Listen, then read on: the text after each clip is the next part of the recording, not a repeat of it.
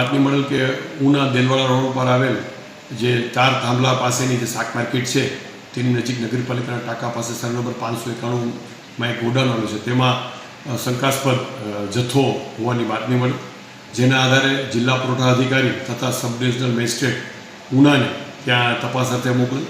તેઓની તપાસમાં ત્યાં ગોડાઉનનું પંચો હાજરીમાં તાળું તોડતા તેના નીચેના ભાગમાંથી ઘઉં ચોખા બાજરીના કુલ 194 કટ્ટા, એક કટ્ટામાં 60 કિલો માલ હોય એવા 194 કટ્ટા મળી આવે તથા જે બાલ શક્તિના પેકેટ આવે છે ICDSમાં એના 17 પેકેટ મળી લાવે. આ તમામ જથ્થાની કિંમત 4,74,000 જેવી થવા થાય છે.